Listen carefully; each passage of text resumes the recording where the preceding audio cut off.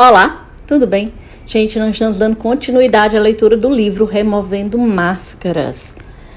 Meu nome é Ivana Gomes e esse é o 8º áudio, referente ao capítulo 6.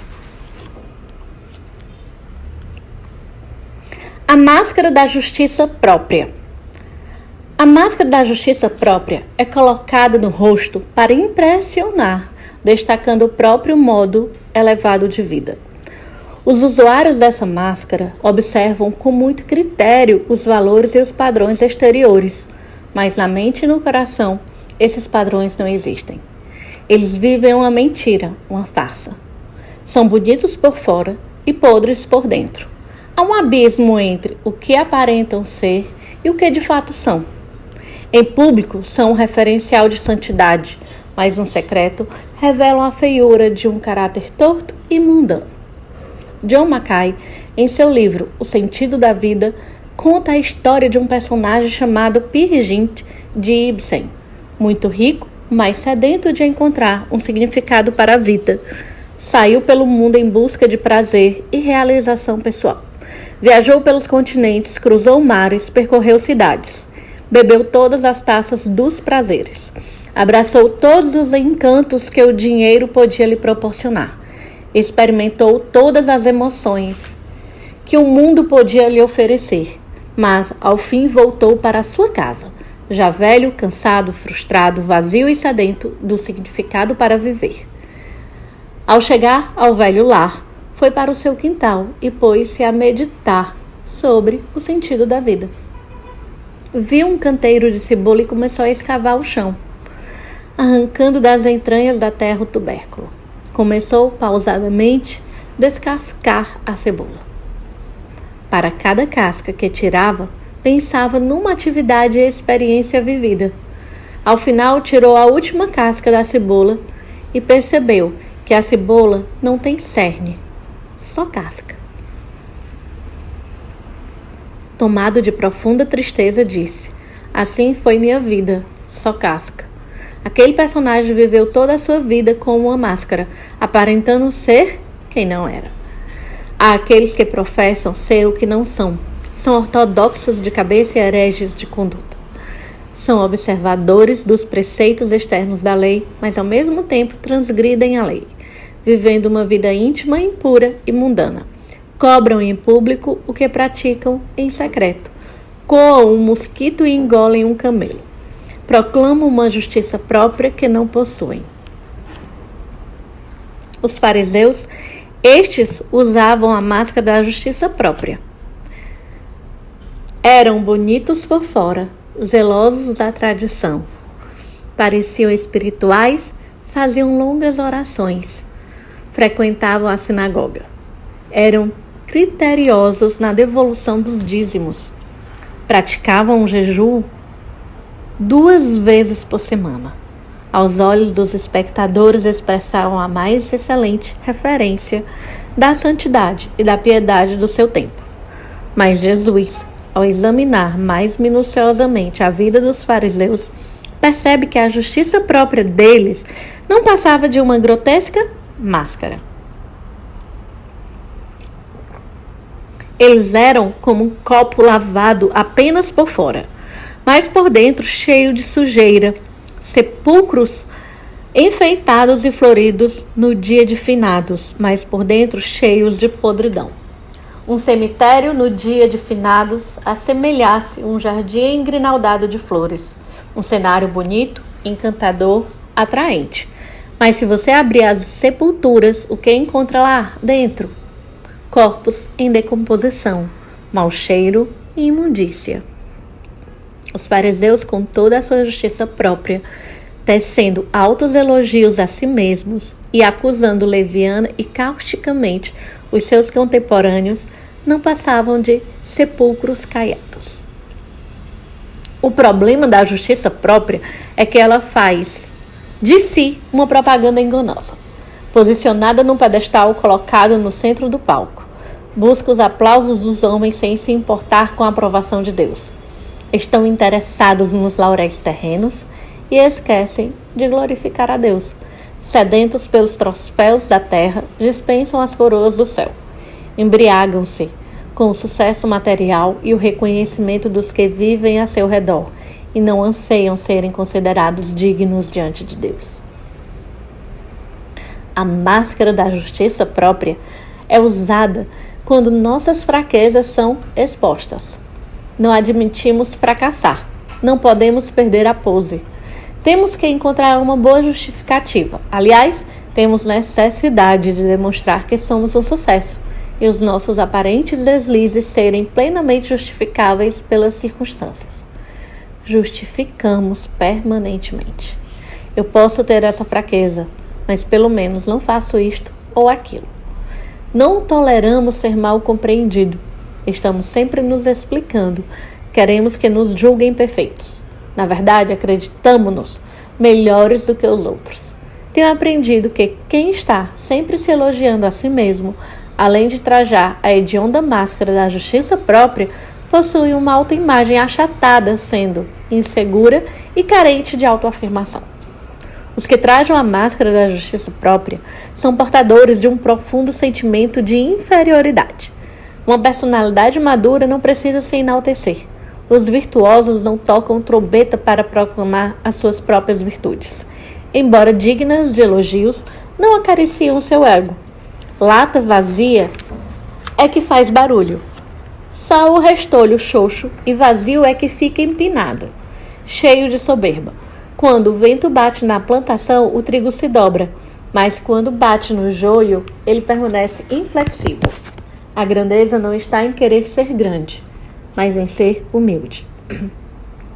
Jesus alertou para o perigo de se dar uma esmola com a intenção errada. Ele falou do perigo de se ajudar alguém e tocar trombeta anunciando a referida benemerência. O que uma mão faz, a outra deve esquecer. Não devemos fazer nada para sermos vistos pelos homens. Não devemos ser como alguns políticos que, ao praticarem uma boa ação, proclamam-na, espalhando outdoors pela cidade. Aqueles que assim procedem podem ser grandes diante dos homens, mas são desprezíveis diante de Deus. A Bíblia fala de um jovem que foi a Jesus e saiu triste. Ele era um jovem nobre e rico. Procedia de uma boa família. Conhecia a lei desde a sua mocidade. Tinha um alto conceito de si mesmo. Achava-se um cumpridor dos preceitos divinos. Estava anestesiado pelas suas próprias virtudes. Era um narcisista espiritual. Esse jovem foi a pessoa certa a Jesus. Ele foi a motivação certa, buscar a salvação. Assumiu a postura certa, ajoelhou-se aos pés de Jesus. Fez a pergunta certa, o que precisava fazer para herdar a salvação. Mas mesmo assim fracassou. Isso porque toda a sua aparente piedade não passava de uma máscara. Na verdade, ele não era um cumpridor da lei. Ele havia quebrado os 2 maiores mandamentos da lei. Não amava nem a Deus, nem ao próximo. O seu Deus era o dinheiro.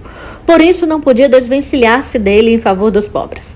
Sua aparente piedade não passava de um grotesco disfarce atrás das grossas máscaras da justiça própria.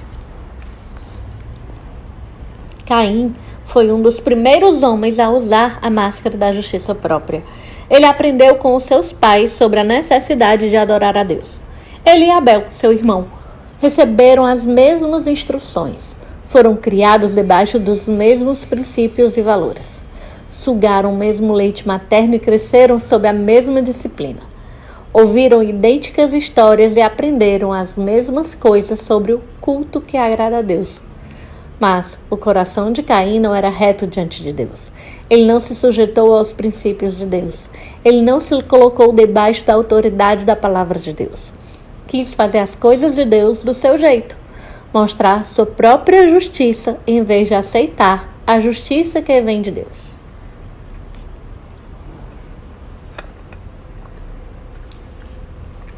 Caim afivelou a máscara da justiça própria ao prestar um culto a Deus, sem observar os fundamentos de Deus sobre o culto. Desde os primórdios da história humana, Deus ensinou o princípio de que não há remissão de pecados sem derramamento de sangue. Quando Adão e Eva pecaram no Éden, Deus os cobriu com peles de animais. Fez o Senhor Deus vestimentas de peles para Adão e sua mulher e os vestiu. Para cobrir a nudez de Adão e Eva, o animal foi sacrificado e o sangue foi derramado. Toda pessoa que se chegava a Deus para adorar precisava aproximar-se por meio do sangue. Não que o sangue de ovelhas e bodes pudesse purificar o coração do homem, mas o sangue desses animais apontava para o sacrifício perfeito de Cristo na cruz. Todos os sacrifícios e holocaustos apontavam para o Cordeiro de Deus que tira o pecado do mundo. Quando Caim trouxe a Deus um sacrifício incruento, ele estava desprezando o caminho de Deus, a palavra de Deus, as normas do culto divino. Queria abrir até Deus um caminho pelos seus esforços, o caminho das obras, dos seus próprios feitos, o caminho de Caim. É o caminho do humanismo idolátrico, das obras de justiça divorciadas da graça, da autopromoção.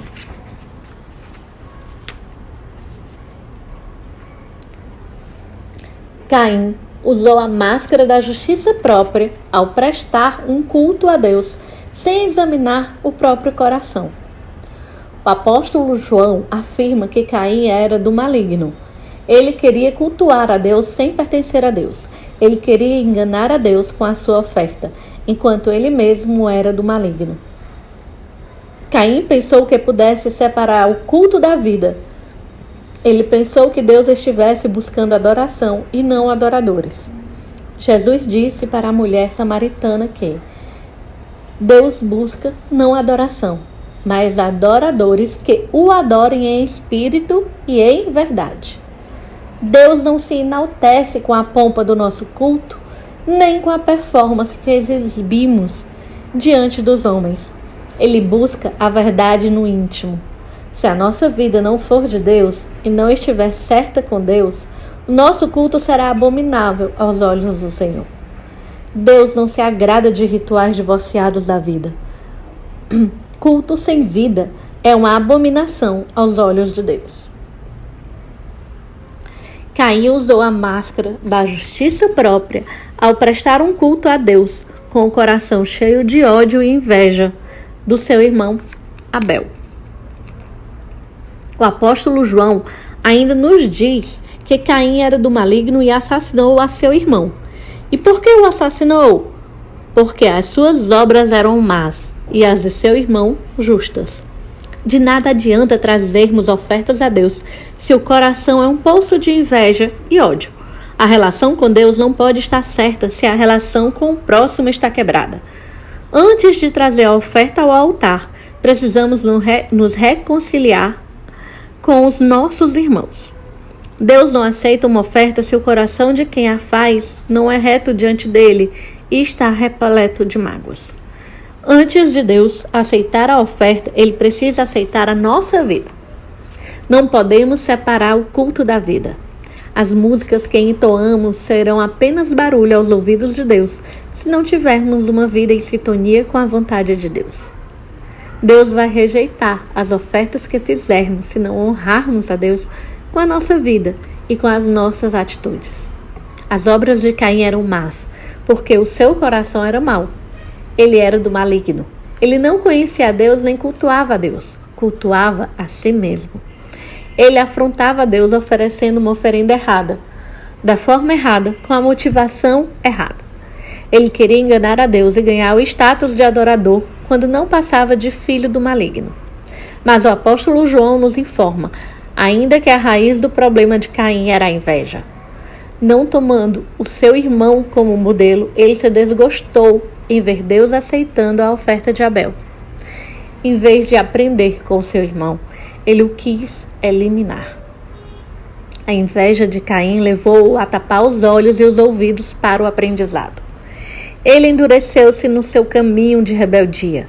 Não apenas sentiu inveja, mas consumou o seu pecado, levando o próprio irmão à morte. Ele não apenas odiou o seu irmão, mas o fez de forma sórdida. Odiou-o não pelo mal que este praticara, mas pelo bem. Não pelos seus erros, mas pelas suas virtudes. A luz de Abel secou Caim. As virtudes de Abel embruteceram Caim. A vida de Abel gestou a morte no coração de Caim. O culto de Caim, longe de aproximá-lo de Deus, afastou-o ainda mais. O seu culto não passava de um arremedo, de uma máscara grotesca para esconder o íntimo invejoso, vaidoso e cheio de justiça própria. Caim usou a máscara da justiça própria ao rejeitar a exortação de Deus. Caim não apenas estava errado, mas não queria se corrigir. Assim, diz as Escrituras, aconteceu que no fim de uns tempos trouxe Caim do fruto da terra uma oferta ao Senhor. Abel, por sua vez, trouxe das primícias do seu rebanho e da gordura deste. Agradou-se o Senhor de Abel e de sua oferta, ao passo que de Caim e de sua oferta não se agradou. Irou-se, pois sobremaneira Caim e descaiu-lhe o semblante.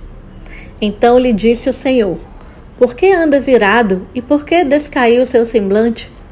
Se procederes bem, não é certo que serás aceito? Se todavia procederes mal, eis que o pecado jaz à porta. O seu desejo será contra ti, mas a ti cumpre dominá-lo. Caim não foi escorraçado por Deus ao trazer a oferta errada, com a vida errada e com a motivação errada. Deus o exortou. Deus lhe deu a oportunidade para mudar de vida. Caim teve a chance de se corrigir, mas era muito orgulhoso para admitir os próprios erros. A máscara da justiça própria estava muito bem afivelada e engessada para ser arrancada. Ele proferiu o caminho da rebeldia e da desobediência. Longe de se arrepender, de tomar novo rumo, Caim deu mais um passo na direção do pecado. Não virou as costas para o pecado, virou as costas para Deus. Vemos no texto anterior alguns fatos dignos de nota. Primeiro, Deus está mais interessado em quem nós somos do que naquilo que fazemos. Deus se agradou de Abel e da sua oferta, ao passo que de Caim e da sua oferta não se agradou. A vida vem antes do serviço. A verdade vem antes da adoração. A motivação é mais importante do que a ação. Segundo, a mesma verdade que dirige um, endurece o outro. O mesmo sol que endurece o barro, amolece a cera. Abel ouve a palavra de Deus e cultua de acordo com o que ela ensina. Caim ouve a palavra de Deus, mas a despreza e apresenta a Deus um culto estranho. A exortação de Deus, em alguns, produz endurecimento e não quebrantamento. Caim, em vez de cair em si e arrepender-se, irou-se sobremaneira. Ele, em vez de voltar-se para Deus, fugiu de Deus. Em vez de imitar o exemplo de Abel, matou o seu irmão. Terceiro, a palavra de Deus, em alguns, produz não a vida, mas a morte. Caim, em vez de beber o leite da verdade para a restauração da sua vida, descaiu o seu semblante e entregou-se à ira invejosa e assassina.